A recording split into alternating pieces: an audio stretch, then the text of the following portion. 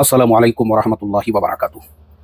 दोस्तों, ये जो नौजवान हैं इसका कहना यह है कि ईद की नमाज के बाद जो दुआ होती है उसमें ईरान और फ़लस्तीन के मज़लूमों के लिए दुआ क्यों नहीं की गई, जबकि ईरान पे जो हमला हुआ है वो सिर्फ इस्लाम की बुनियाद पर, यहूद व नसारा ने उस पर जो अटैक किया वो ये सोच करके ये एक इस्लामी मुल्क है, इसको ख़त्म करो, इसको ताकतवर मत बनने दो। तो क्या ऐसी हालत में हमने उनके लिए दुआ भी नहीं करना चाहिए? नौजवान जोश में आ गया, जज्बात में। फ़लस्तीन के अंदर घर बर्बाद किए जा रहे हैं फ़लस्तीनियों के, उनकी खेतियाँ बर्बाद की जा रही है और उनके लिए लड़ने वाला है ईरान। जब ईरान उनके लिए लड़ रहा है तो भाई उसके लिए दुआ क्यों नहीं की गई? नौजवान का बोलना यह है। और मैं जो है ना इस नौजवान के जज्बात की कदर करता हूँ। वाकई में नौजवान के जज्बात बिल्कुल सही है, मगर मगर मगर मसला यह है, हमारे तमाम नौजवान जो ये सोचते होंगे कि हमारे इमाम साहब हालात हाजरा पे बयान क्यों नहीं करते, उसका रीज़न यह है भाई, वो इमाम साहब नहीं है, वो गुलाम साहब है। वो कमेटी के गुलाम हैं, वो ट्रस्ट के गुलाम हैं। वो अपने कमेटी, अपने ट्रस्ट के मर्जी के बगैर बयान नहीं कर सकते। मैं 15 मस्जिदें छोड़ा हुआ इमाम हूँ। अक्सर मस्जिदों में मेरे इमामत के छोड़ने का जो सबसे बड़ा रीज़न है था वो यही कि हमारे मर्जी के मुताबिक बयान करो। आपको जान के हैरत होंगी, मैं हूँ देवबंदी, मैं हूँ तबलीगी।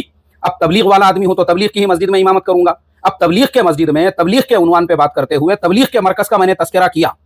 अब जब मैंने तबलीग की मस्जिद में तबलीग के मरकज़ का मशवरा किया तो वही सारे तबलीग वाले नमाज के बाद मशवरा लेके बैठ गए और उन्होंने मुझे अल्टीमेटम दे दिया कि इमाम साहब, तबलीग की मस्जिद में तबलीग के मरकज़ का नाम इसके बाद कभी बयान में नहीं आना चाहिए, वरना अगर आ गया तो फिर हमको आपकी ज़रूरत नहीं है। मैंने कहा मुझे क्या, मेरी क्या ज़रूरत रहेगी, नहीं रहेगी, मुझे तुम्हारी ज़रूरत नहीं है। मैंने उनके जी पे लात मार के छोड़ दिया।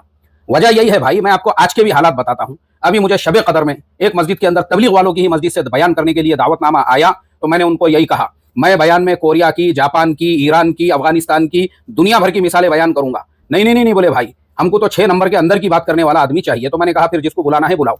ईद की नमाज के लिए मुझे ऐसे ही दावत दी गई। मैंने कहा भाई मैं ईद की नमाज में खुलकर बयान करूंगा कि मुसलमानों ने अपने आप को मजबूत करना चाहिए। अगर मुसलमान अपने आप को मजबूत नहीं करेंगे तो ऐसे ही जूते खाएंगे, जैसे आज मिडल ईस्ट के ये जो सारे मुल्क अय्याशियों में पड़े हुए थे ना, कैसे जूते खा रहे हैं, सोने के संडास बना दिए, सोने की कारें बना दिए, जूते खा रहे हैं।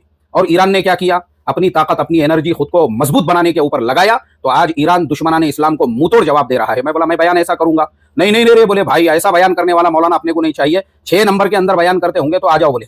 मैंने कहा वो तुम ही बयान करो, फिर उसके लिए किसी आलिम को, मुफ्ती को, हाफिज को बुलाने की जरूरत भी नहीं है।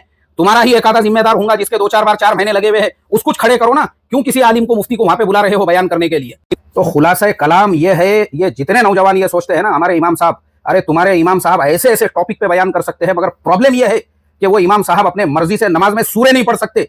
उन्होंने ईशा में ज्यादा लंबा सूरा पढ़ दिए कि सदर का जो है टेम्परेचर 7वें आसमान पे, तो वो बयान क्या करेंगे भाई अपने मर्जी से? इसलिए आज जो भी इमाम है वो एक्चुअल में गुलाम